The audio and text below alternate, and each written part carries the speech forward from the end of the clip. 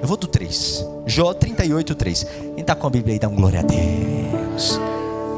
Quem tem que o telão não está tendo, mas já vai ter. É porque eu mandei outro, não foi? Mas é porque trocou agora. Você me perdoa?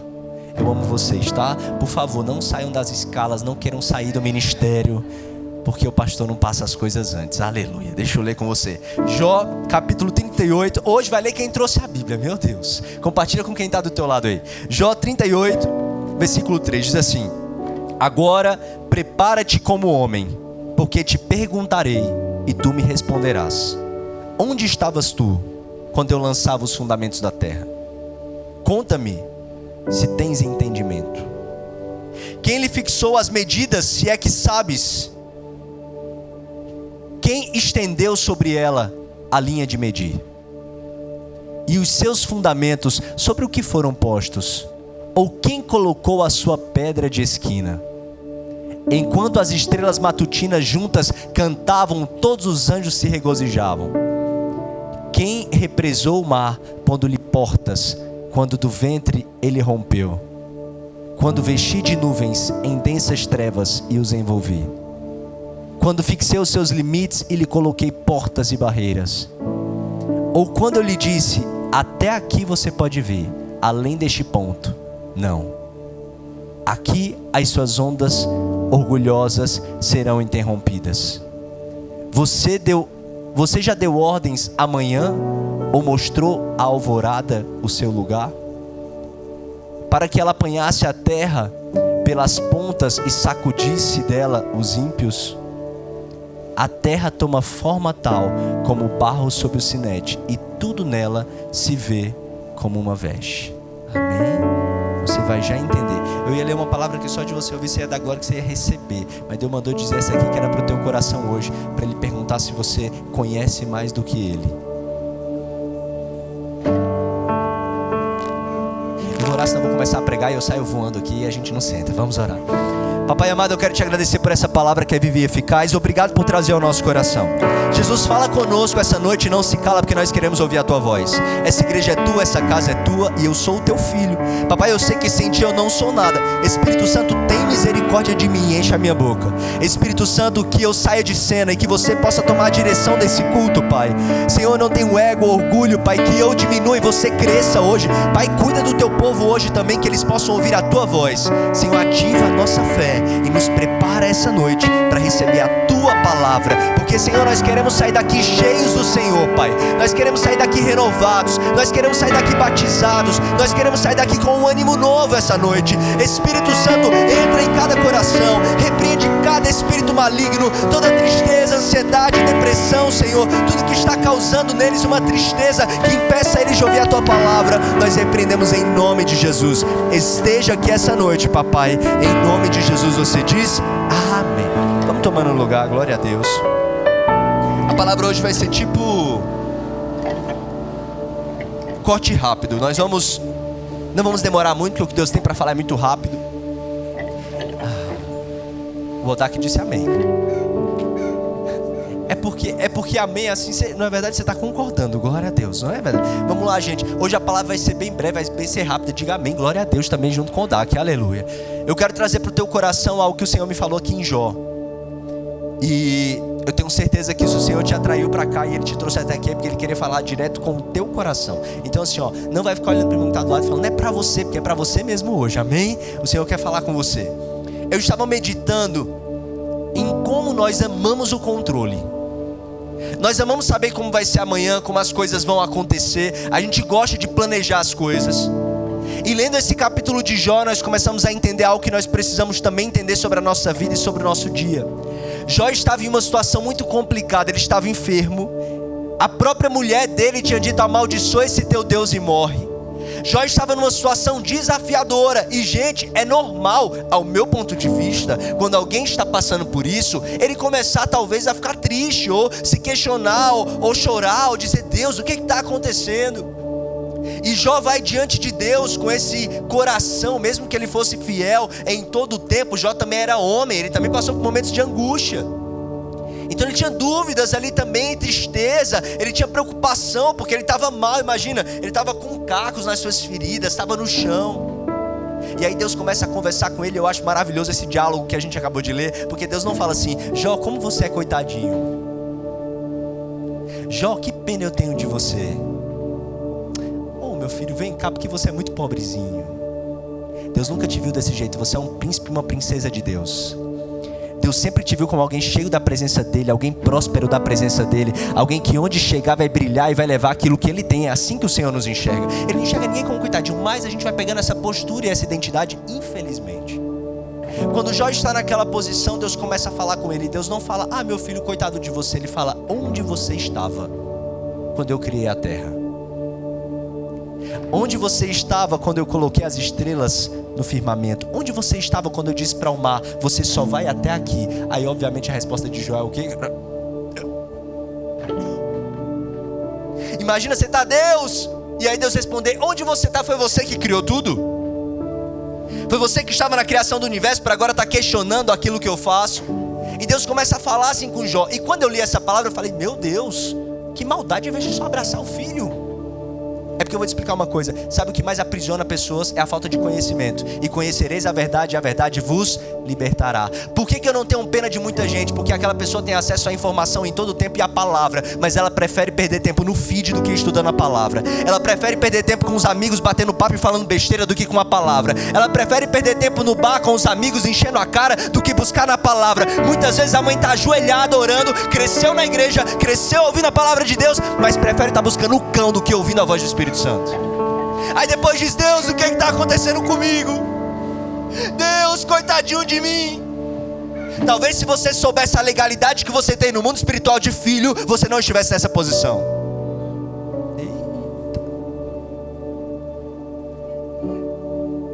Pastor, mas nós temos aflições. É óbvio, eu não estou falando que não tem, gente.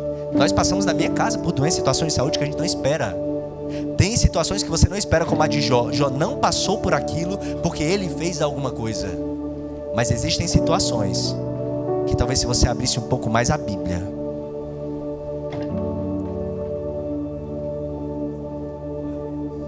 você não teria caído nelas. Deus, esse relacionamento foi tão ruim, Deus me magoou tanto. E Deus, você é minha serva, eu te mostrei todos os sinais, você não ouviu.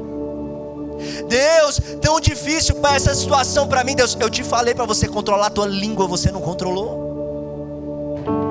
Deus, o que está acontecendo? Desculpa, gente, é o que Deus está mandando falar hoje, amém? Deus, o que está acontecendo? Aí Deus começa a falar: oh, quem que te criou? Pera, deixa eu explicar um negócio. Eu vou te explicar a tua história. Agora, posso te contar a tua história? A tua história é linda. É uma história linda, eu vou te contar.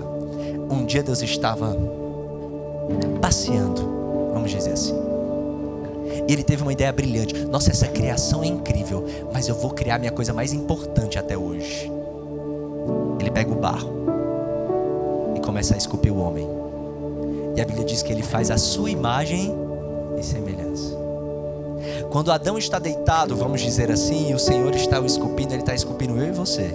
A Bíblia diz que nós somos obras das suas mãos. É como se fosse um artista, Michelangelo, Picasso, só que muito melhor, porque Deus é perfeito, Deus não se compara a ninguém. Mas imagina que um artista está fazendo a sua melhor obra, e é o Deus Todo-Poderoso, e ele estava criando você. Você pode me ajudar? Diga: Deus criou você. Fala aí, fala aí. Fala aí, por favor. Deus criou você. Vou te explicar a situação. Deus criou o homem, então a criação é dele. Vamos lá. Quando eu crio algo para um propósito. E o meu desejo criando algo não é que aquilo dê defeito, a não ser que eu seja maluco.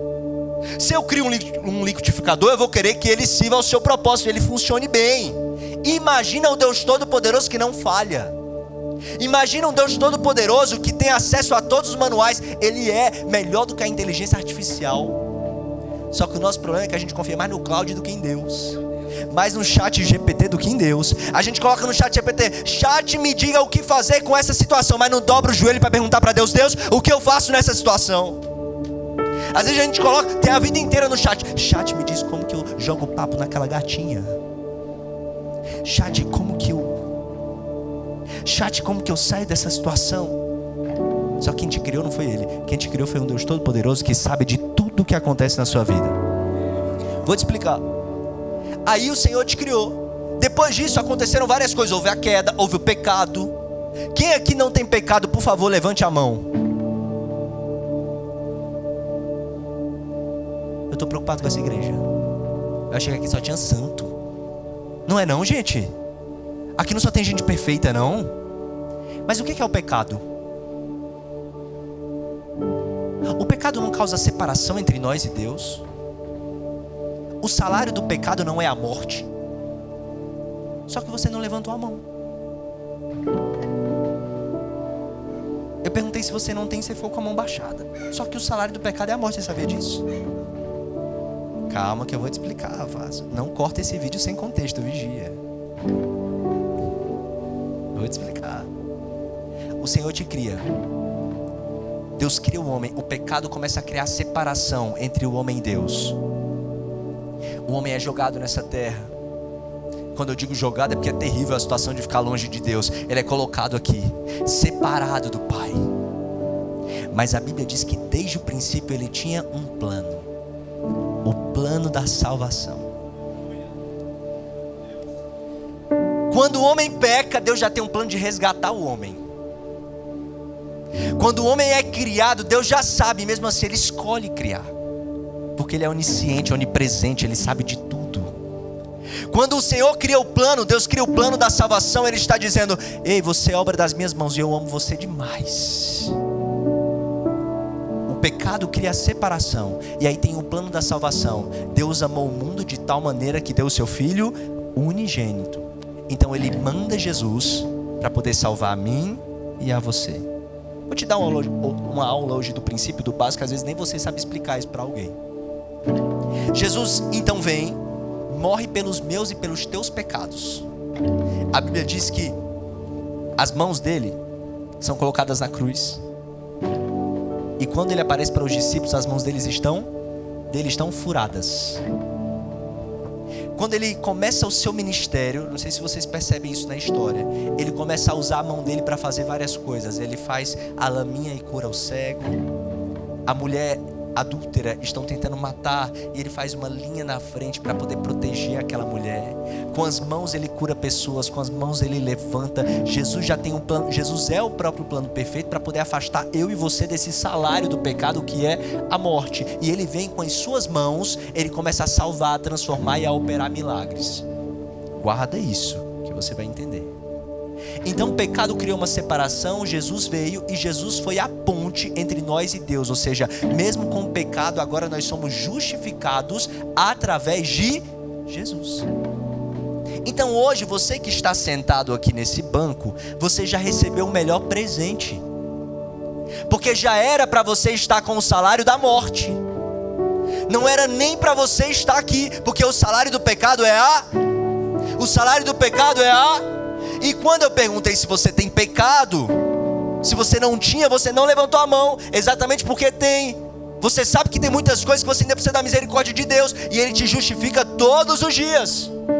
Então agora vai uma pergunta para você, para que você possa levar para sua casa hoje e refletir. Por que é que você ainda olha para Deus como se Ele fosse injusto? Como se Ele te devesse alguma coisa? Como se Ele tivesse que fazer alguma coisa no tempo que você quer e do jeito que você quer, e ainda está chateado com Deus porque Ele não fez algo que você pediu. Tem uma promessa que você diz: Deus, essa promessa ainda não se cumpriu, eu estou chateado. Esses dias eu comecei a conversar, eu falei: eu estou com raiva, eu estou ministrando muito sobre isso. Por quê? Porque Deus disse e até agora nada aconteceu. Meu filho, tudo já aconteceu, Jesus já veio, você é salvo, esse preço já foi pago e você já tem tudo que é Ele. Agora você começou a aplaudir, aplaudir, pelo amor de Deus, glória a Deus. Nós já temos tudo em Jesus. Mas o que acontece? O crente, ele tem acesso à salvação, ele começa a achar isso pouco. Ele começa a querer mais. Eu já tenho a salvação, então agora eu quero acesso a outra emoção. Eu quero um culto agora mais animado. Deus, agora eu quero que você faça isso. Deus, agora você vai me dar aquele casamento que eu quero. Você vai me dar aquela casa que eu quero. Você vai me dar aquele carro que eu quero. E aí você começa a achar que Deus é teu mordomo. Você começa a achar que Deus é o gênio da lâmpada, que tem que fazer as coisas do jeito que você quer. E aí tem um homem na Bíblia chamado de Jeremias. Quem já leu o livro de Jeremias? Hoje a palavra pela manhã foi sobre ele. Jeremias estava cansado. Por quê? Porque ele foi um profeta chamado para falar contra um povo. E falar contra um povo dói. Advertir dói. E ele estava cansado de fazer aquele trabalho. Ele já estava assim, desanimado. E às vezes a gente está cansado. Agora eu estou chegando no centro da palavra. Tudo foi explicação para chegar agora. Porque o Senhor me mostrava Jeremias aqui hoje. Não é que você não ama a Deus. Não é que você não é profeta. Não é que você não é cheio do Espírito Santo de Deus. Mas até mesmo obedecer a Deus pode cansar.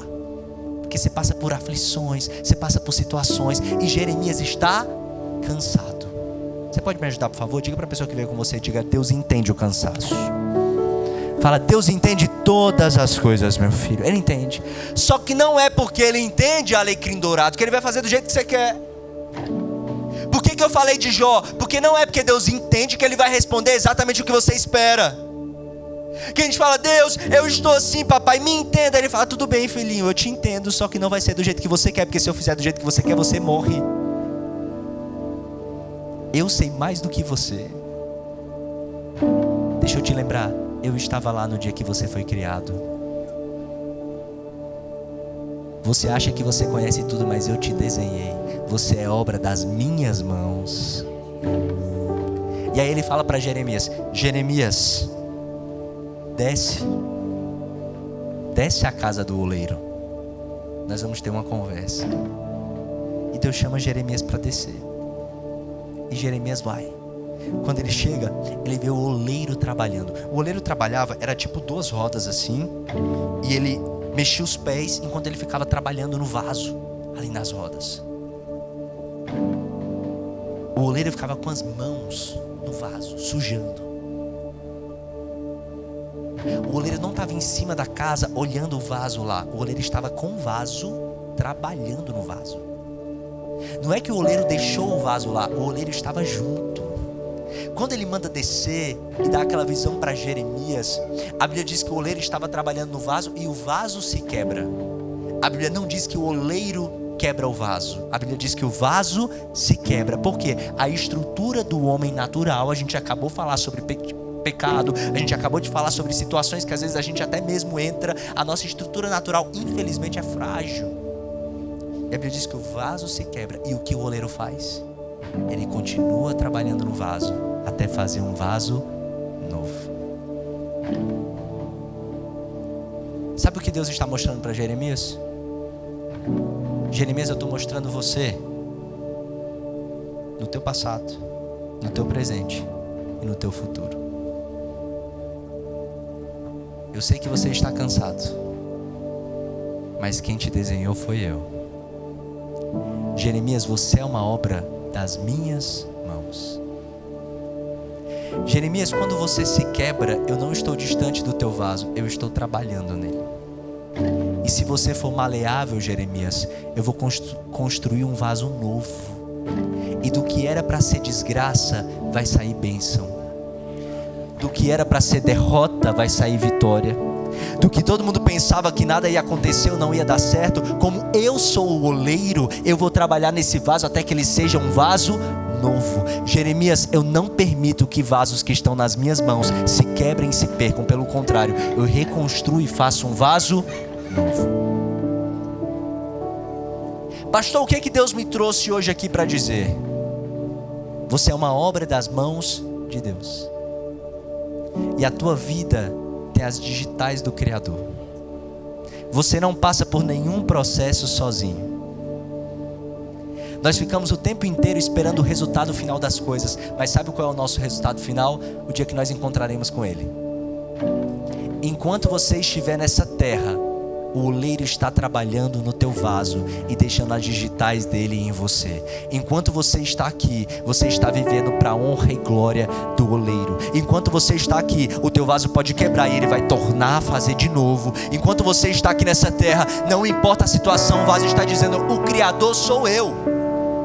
Só que qual é o desafio do ser humano? A gente não consegue conceber que nós somos seres criados. Imagina, nós somos um quadro pintado pelas mãos do Criador. E não é o quadro que diz pro artista faz assim, é o artista que pinta. A sua vida pode ser muito bonita se você confiar que é uma pintura dele. A sua vida pode ser muito bonita se você disser assim: Deus, apesar do lado desafiador, esse vermelho aqui é uma tinta no meio do quadro que Deus está pintando, e no final a obra vai ser perfeita. E o que eu acho mais lindo, eu não sei o teu quadro, mas o meu quadro é pintado com sangue, porque Ele derramou sangue por mim. Na minha vida, nas minhas veias, não correm só meu próprio sangue, correm o sangue de Jesus, o sangue carmesim, que Ele liberou na cruz do Calvário para que eu pudesse estar aqui hoje de pé. Então a minha palavra hoje para você não é aquela palavra de: filho, as coisas vão ser fáceis, as coisas vão mudar amanhã. Tem dias que a gente ministra sobre isso, sobre sonhos, sobre visão, sobre você sair daqui, olha, Deus vai fazer e tudo mais. Ele já fez, eu creio nisso. Mas a minha palavra para você é o seguinte: entenda, você é criação. Criação não olha para o Criador e diz: por que você me fez assim?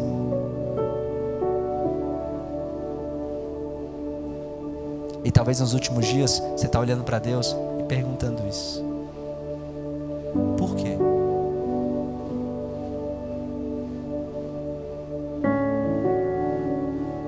Não gostei desse traço. Ele veio aqui hoje para falar com você, como falou com Jó. Você estava lá quando eu criei o universo? Aí ele começa a falar com Jó: me diga se você tem sabedoria, me diga se você sabe de tudo. Sabe o que você pode fazer agora? Descansar. Porque você diz que descansa, mas Deus não me mandaria falar essa palavra hoje se Ele não te conhecesse. Você fala para todo mundo: eu sou crente, eu descanso. Amanhã você já está agitando e dando um jeitinho no lugar de Deus. E Ele está falando: para de dar um jeitinho, a obra é minha, o pincel é meu. Quem vai pintar essa obra até o final sou eu. Ei, Jeremias, a minha mão está sobre você o tempo inteiro. Esse vaso não vai se perder, porque eu sou o teu Deus. Sabe de algo que eu acho muito bonito? Sempre que na Bíblia parece que alguém vai morrer, que as coisas vão acabar, Jesus aparece. A mulher estava prestes a ser apedrejada, Jesus apareceu no caminho. Jesus fez a linha, escreveu no chão. João não conta o que está ali, mas eu sei que deve ser alguma coisa muito forte, e ele livra aquela mulher no momento que ela achava que ia morrer apedrejada.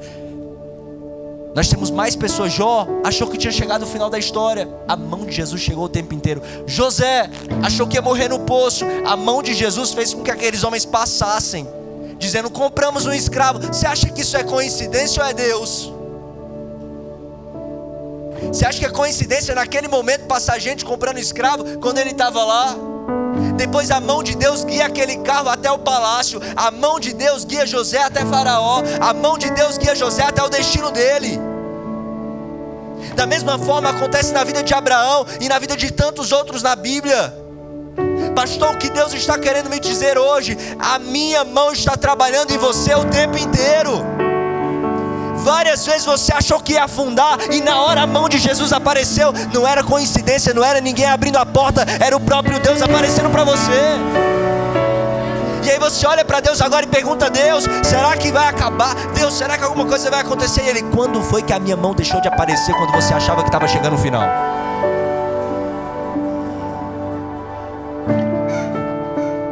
Tô indo pro final, hein?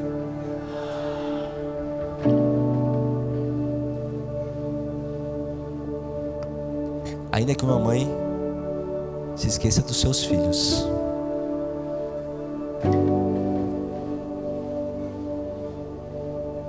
o Senhor não esquece de você. Ah, pastor, mas eu estou num poço. E ao invés de chegar a solução, chegou um carro querendo me comprar como escravo. É uma desgraça depois da outra. Aí, pastor, eu fui vendido como escravo. Aí fui levado para um lugar que eu não gosto. E aí lá, pastor, só aconteceu desgraça. Aí me jogaram dentro de uma prisão.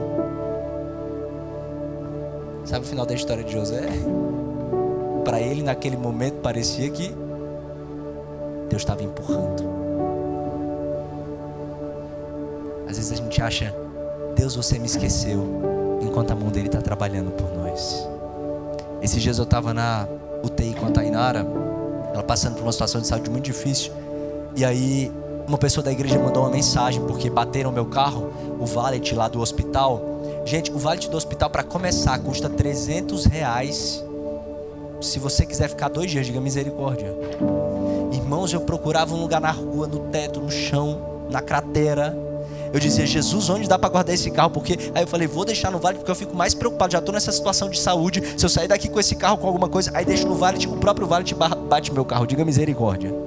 Aí eu saio de lá com um carro nessa situação, já na UTI. E eu, Jesus, o que está acontecendo? Ó, minha esposa na UTI, o carro bateu. Não tem dia que as coisas parecem que acontecem todas de uma vez, gente?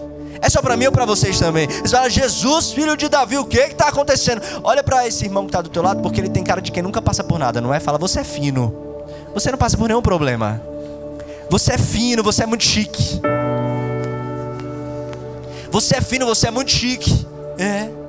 Ele não passa por nada. Então aí o pastor está orando para ele não passar por nada. E vem os leões todos pro pastor. Aí eu falei, Deus, o que está acontecendo? Um atrás da outra e tal. Aí me liga uma ovelha minha, o Felipe, e fala assim, meu pastor. Aí o que foi, Felipe? Aí ele, vi seu carro na frente da igreja. Aí o que foi, Felipe? Tudo bem com o meu carro? E ele, não, meu pastor, eu vi que se você andar mais meia hora com esse pneu desse jeito, você vai morrer. Seus pneus estão carecas. Eu falei, cara, não tive nem tempo de pensar nisso. Ele falou, não se preocupa, eu já pedi 4 pneus e eu vou trocar. Naquela hora eu me emocionei, falei com a Tainara, não é por causa dos pneus que eu posso comprar. Era o Criador dizendo, as minhas mãos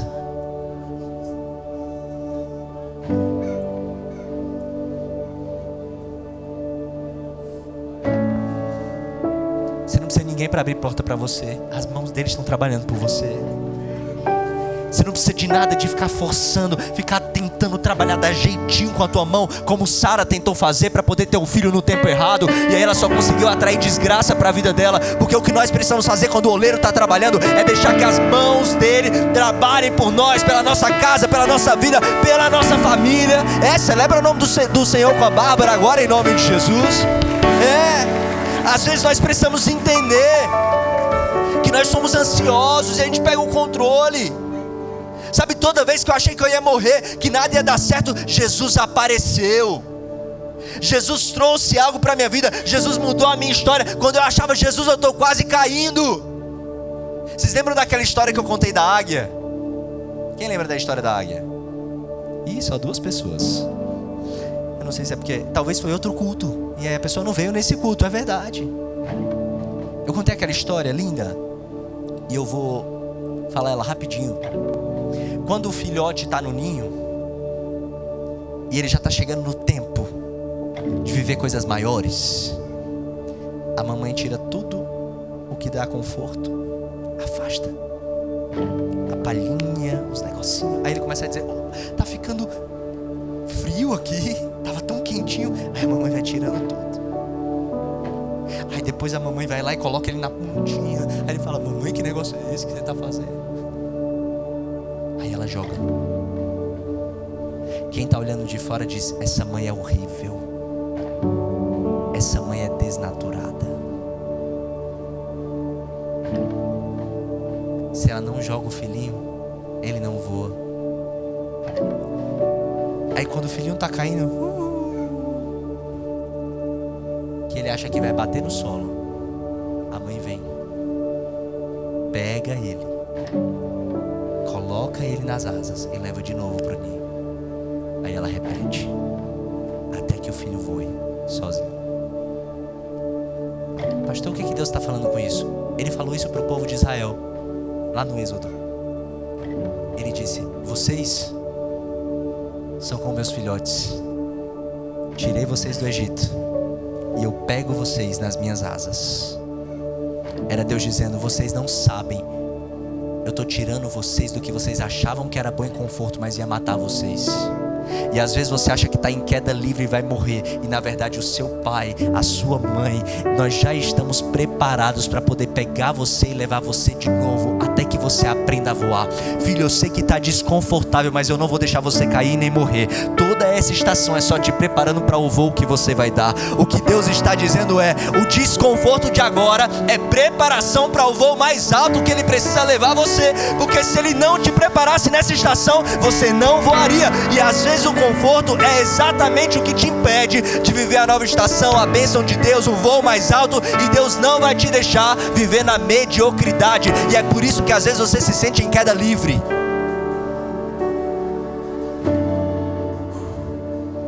Deus, eu estou caindo. Só parece. Eu não perdi o controle. As minhas mãos estão em você. Sabe aquela música que o louvor sabe e eles têm raiva que eu peço porque é uma música difícil? Que é aquela: pode uma mãe se esquecer de um filho? Cadê o povo do louvor para me ajudar? Eu não perdi o controle, não.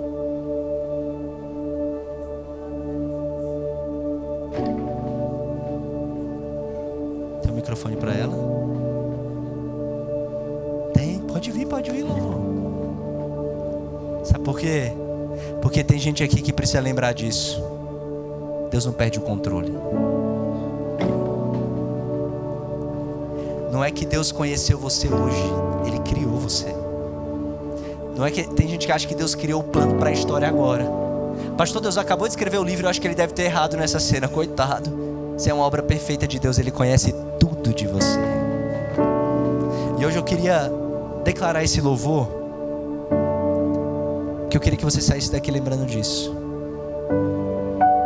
O oleiro está com a mão em você. Ele não te larga, não te solta, em nome de Jesus.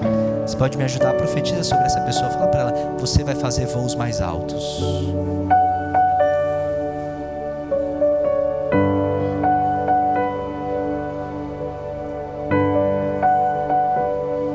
Ei, tudo isso é só um pré-anúncio do que Deus vai fazer. O que parece desconforto e parece que você está sendo jogado, é só o Senhor te preparando para um voo mais alto. Vamos do começo. Vocês conseguem colocar a letra aí para eles? Porque essa é desafiadora e eles quase nunca, eles falam: pastor, essa letra é muito difícil. Mas a gente vai fazer, amém? Nós vamos começar no começo. Como que é o começo? Mãe se esquecer de um filho, Davi estava esquecido. Estava esquecido.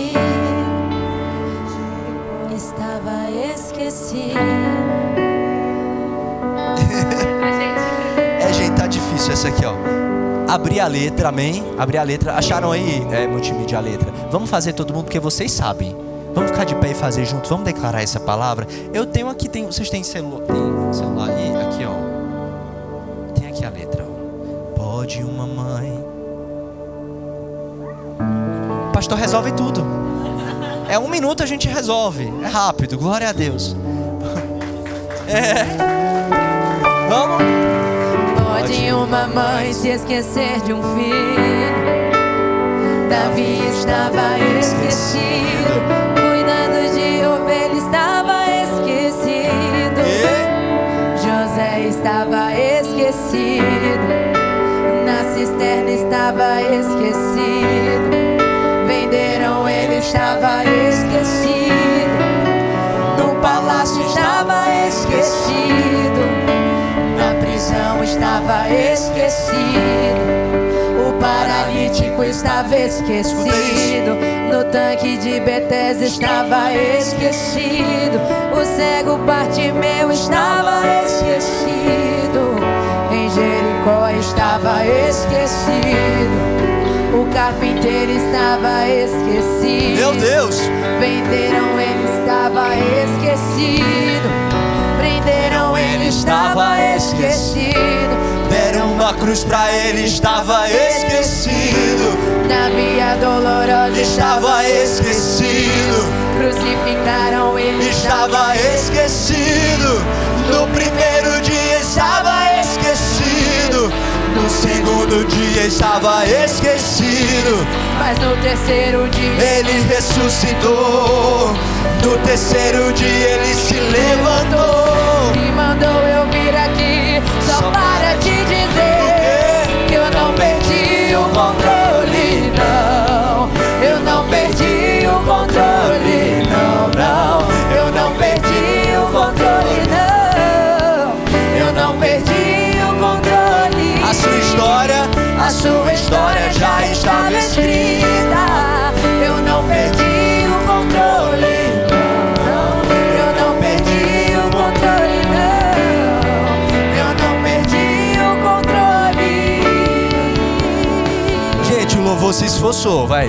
Ficou. Cantaram, é verdade. O pastor pediu na hora, deu a letra na hora, se esforçaram.